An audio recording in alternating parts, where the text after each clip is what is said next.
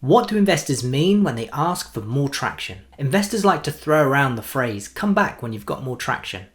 And they do it a lot. But what do they actually mean when they say that? And how much traction is enough? It's become a common complaint of founders. And in my experience, this is typically used as a placeholder response for lazy investor feedback. They don't have the time to respond thoughtfully to every pitch. So they use the phrase, come back when you've got more traction. It's unoffensive, it's very vague, while at the same time seemingly being a good reason not to invest. In my experience, this one-liner is a cover-up for a myriad of reasons an investor doesn't want to pursue investment. The most likely of which is that they like your concept, but don't yet believe that you as a founder are able to make the business a success. Given that such an opinion would feel like a personal attack and be quite distressing for a founder to hear, they tend to go with the more friendly, come back when you've got more traction. Because if you're able to come back with more traction, they'll begin to see what you're capable of. The important thing to take away from this is that for investors, traction means progress. All they're asking for is to see more evidence that you've been able to make progress with the business. They want to see your ability to execute on your idea. One of the main things investors are looking for is not a great idea, but a great founder who can execute on that vision,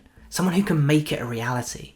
So they want to see the evidence that you've made some kind of progress with your concept. Now, what that means in practice will vary depending on the stage of your development, your business type, or your business model. And we haven't got time to go into the nuances of that in this video. But as a general rule, at a pre-seed stage, which is usually pre-product, they're looking for substantial evidence that your concept is something the market wants and needs.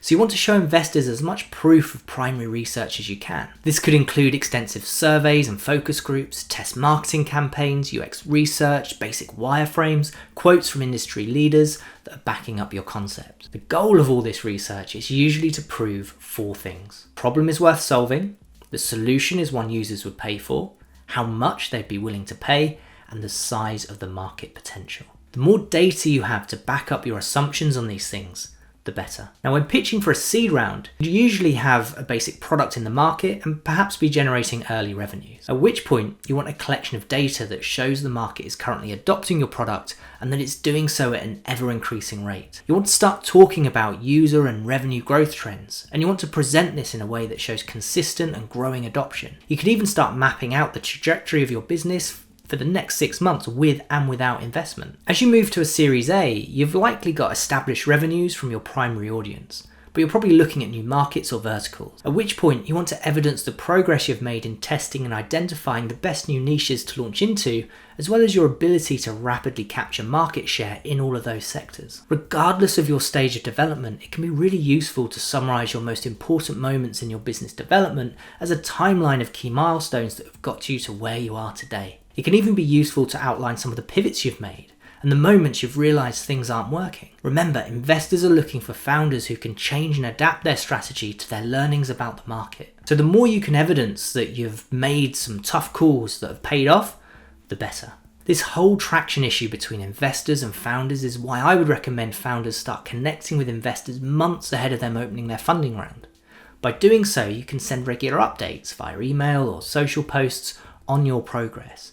You can share the ups and the downs, the learnings from some of your test campaigns and surveys, the meetings you're having with prominent people in your sector, and so on. This way, investors will be able to see you making progress firsthand. So when it comes to pitching to them for investment, they've already seen your journey. They already know you're someone who can make stuff happen, someone who can successfully execute on their vision. One final thought is that if you have all this evidence in place and you're still getting the traction line from investors, it might just be you're pitching to the wrong type of investor. Most investors have a preference for the type of business they invest in. Some prefer pre-revenue, some prefer post-revenue, some need to see $1 million in revenue before they'll even consider investing. So you need to make sure you're not wasting your time pitching to investors who would never invest in you right now, no matter how much progress you can demonstrate.